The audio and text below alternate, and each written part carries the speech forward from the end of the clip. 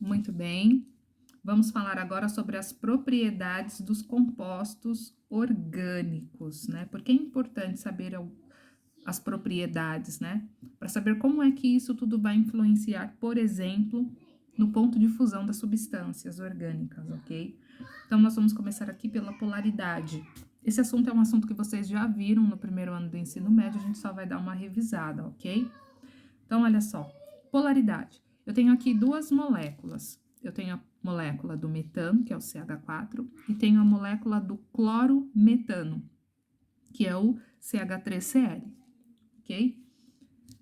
Olha só, quando a gente olha a fileira de eletronegatividade, né, nós temos o seguinte, nós temos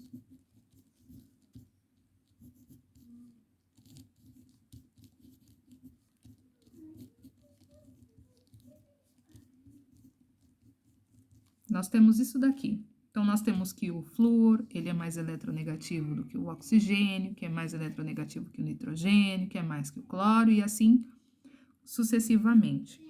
Então, no caso aqui, ó, nós temos que o carbono é mais eletronegativo que o hidrogênio, certo? Então, o que que vai acontecer aqui?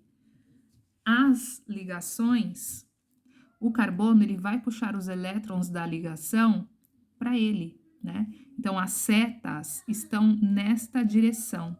Todas as setas na mesma direção, então nós podemos dizer que o momento de polo, lembra disso? O momento de polo é igual a zero.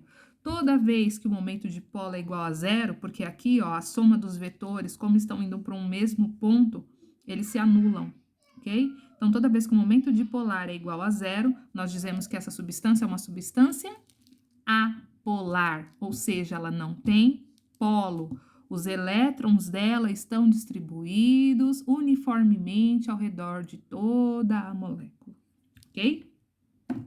Diferentemente, quando nós temos o clorometano. Quando nós temos o clorometano, o que que acontece? Nós já vimos que o carbono, ele é mais eletronegativo que o hidrogênio, certo?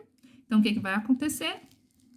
Aqui, ó, o carbono, ele tá puxando os elétrons da ligação para ele, ok? Então, o vetor tá nesse sentido, tá no sentido do carbono.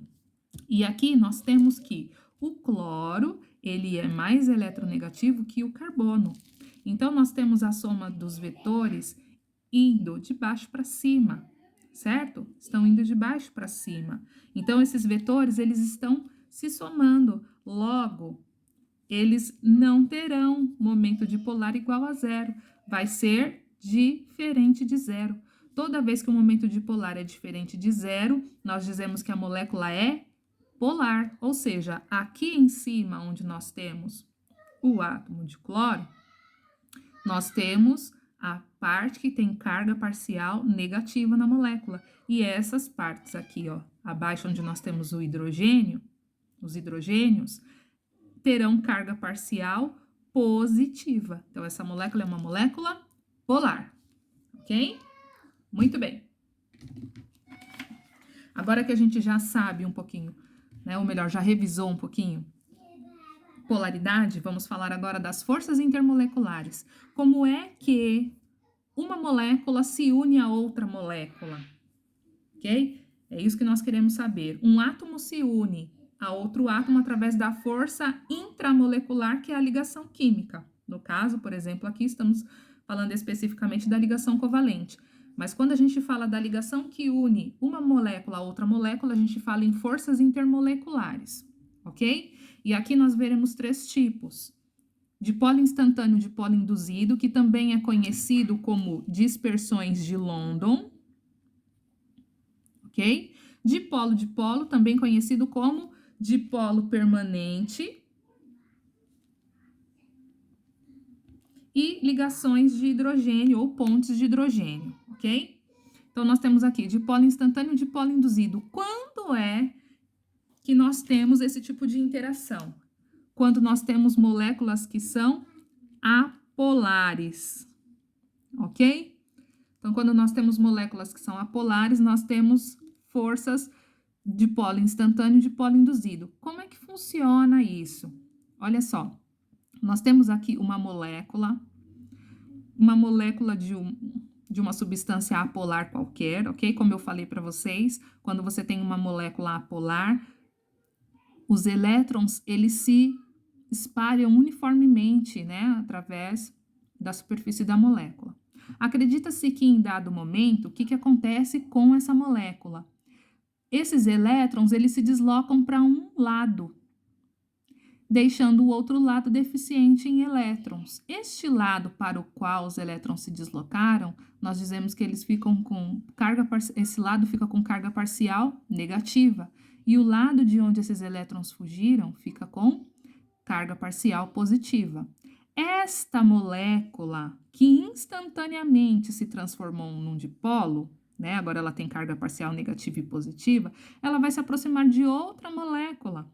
Quando ela se aproxima, o que acontece? De acordo, né, com o que a gente já aprendeu na química, os opostos se atraem e cargas iguais se repelem. Então, quando essa molécula se aproxima de outra molécula, o que vai acontecer? Ela vai induzir o dipolo na outra. Ou seja, os elétrons que estavam nesta parte da estrutura fogem para o outro lado. Então, este lado aqui fica com carga parcial positiva e o lado para onde eles fugiram fica com carga parcial negativa. Ou seja, você tem uma molécula que instantaneamente criou um dipolo e induziu o dipolo em outra molécula. E aí, você tem, então, força de atração entre elas, porque você tem um polo negativo e um polo positivo, a atração, ok? Dipolo-dipolo. Dipolo-dipolo ou dipolo permanente é para moléculas polares, ou seja, essas moléculas já possuem um polo. Então, por exemplo, aqui nós temos moléculas de ácido clorídrico, HCl. O que acontece? Como a gente acabou de ver aqui, ó, na fileirinha de eletronegatividade, o cloro ele é mais eletronegativo que o hidrogênio. Logo, ele vai puxar os elétrons da ligação para o lado dele, tá? Então, a nuvem eletrônica fica maior do lado do cloro. Então, aqui você tem carga parcial negativa e do lado do hidrogênio você tem carga parcial positiva. Então, você tem esse processo em todas as moléculas. Logo, o polo negativo de uma se une ao polo positivo de outra, e assim sucessivamente. Então, o polo negativo desta molécula vai se unir ao polo positivo de outra molécula de HCl e assim sucessivamente, ok? Ligações de hidrogênio. Ligações de hidrogênio também são para moléculas polares, ok? Porém, em apenas 3 casos específicos, ok?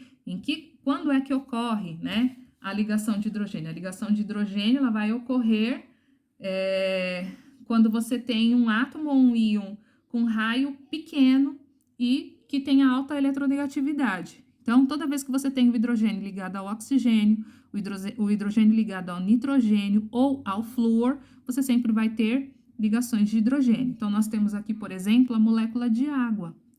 Então, você tem hidrogênio ligado ao oxigênio aqui. O que vai acontecer?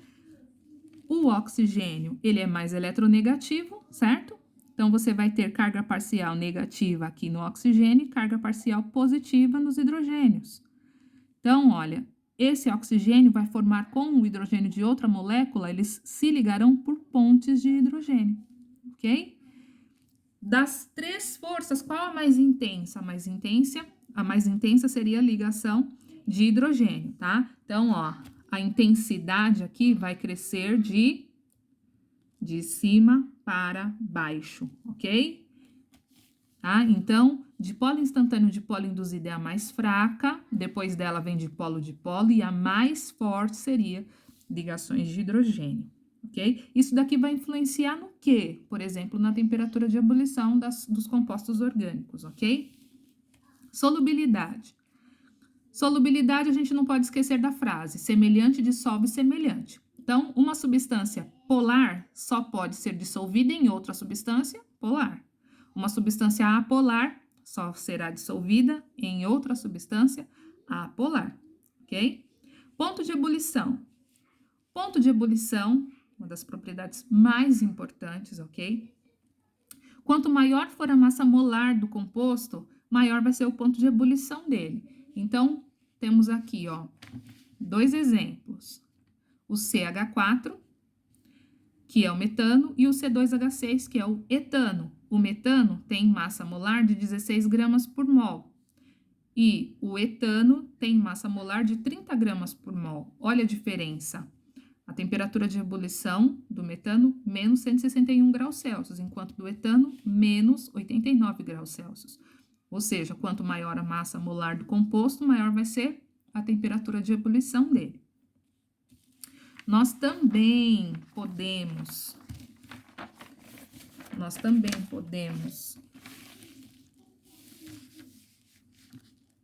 relacionar aqui o ponto de ebulição com a área superficial da molécula, ok? Então, aqui, nós temos 3 substâncias que são diferentes. Porém, elas têm a mesma fórmula molecular, C12H5, C12H5, C12H5.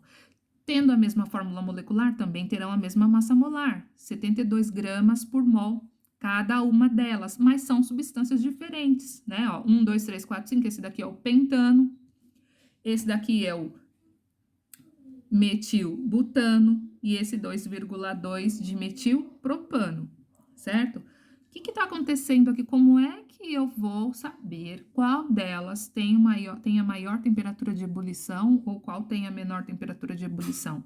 Aí você vai ter que medir a área superficial entre essas moléculas, ok? Então, quando a gente está falando, por exemplo, do pentano, olha só o tamanho da área superficial que une uma molécula de pentano a outra molécula de pentano.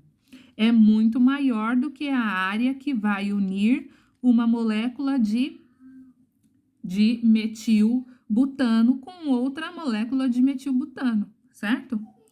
Que é maior do que a área superficial que vai unir uma molécula de 2,2 de metilpropano, ok? Então, olha só, quanto maior a área superficial, maior é a temperatura de ebulição, porque quanto maior a área superficial, maior vai ser a força que está unindo uma molécula à outra, ok? A força intermolecular aqui é a mesma, porque todas as moléculas aqui são moléculas apolares, portanto, seria forças de London. Porém, a área que une essas moléculas aqui é maior do que a área que une essas, que é maior do que a área que une essas aqui. Logo, eu preciso aquecer mais essa daqui, ok? É mais difícil a ebulição desta, tá? Por isso que a temperatura de ebulição desta é maior do que desta e do que desta. Tudo bem, crianças? Por esta semana é só. Um beijo no coração de vocês, juízo e façam os exercícios que serão postados no Google Class, ok? Beijão!